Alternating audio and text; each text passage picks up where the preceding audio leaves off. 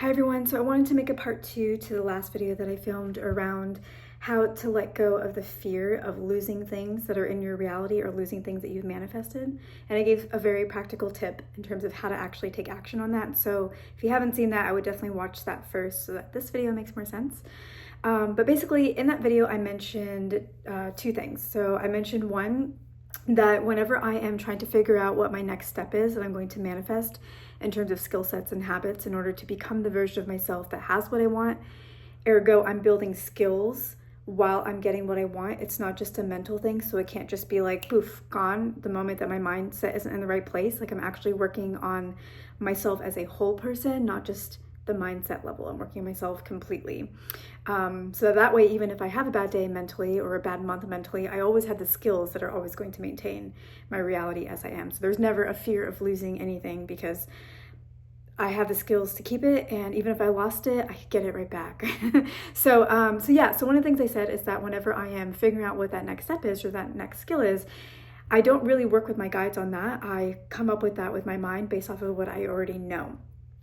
If you work better with your guides and that is the better way for you to assess yourself, go ahead and do that. There's like no wrong way to do this. What I wanted to clarify though is that once I have figured it out with my mind, then I will chat with my guides about it and I will say, hey, like I'm trying to work on this. Could you help me with this? What are your thoughts on this? And sometimes they will say, hey, actually, we don't know that that's something that you should work on right now because actually that one thing that you consider a struggle is actually supporting you in this particular way. It's something we'll work on later down the line when it's no longer supporting you, but right now it's important. We actually think that maybe you should work on this. Or they might tweak what I am working on to be something that aligns more with my soul and my personality and not just my mind. So I do work with my guides. So just so you understand how I work in case it's something that you want to incorporate into your own practices.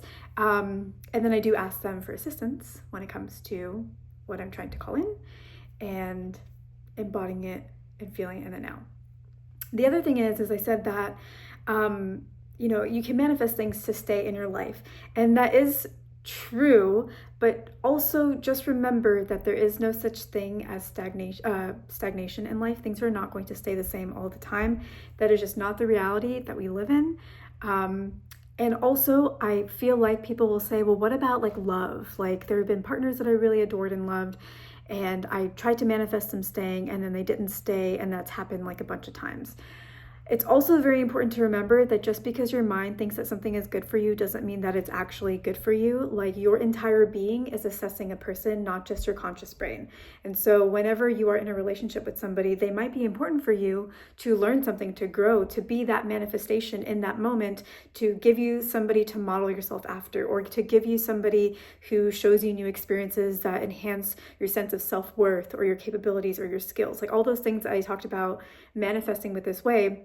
A person like that, like someone in a relationship, could be helping you to be that stepping stone to who you ultimately want, like learning how to communicate better, learning how to stick with somebody in the hard times, or whatever it is that you need to learn. That person may be that person for that time period. And they may only hold that one key for you. They may not actually be the perfect person for you, but they're the perfect person for you to learn a particular lesson. So just also keep that in mind, is that it's very important to not get overly attached to things in the physical realm and to not get overly attached to what your mind thinks is best, because you are significantly more aware than you think mentally. Like your entire aura is picking up on things. Your subconscious mind is picking up on things. Your heart is picking up on things. Your soul is picking up on things. And all of them are assessing everything to see if they are still a match or not.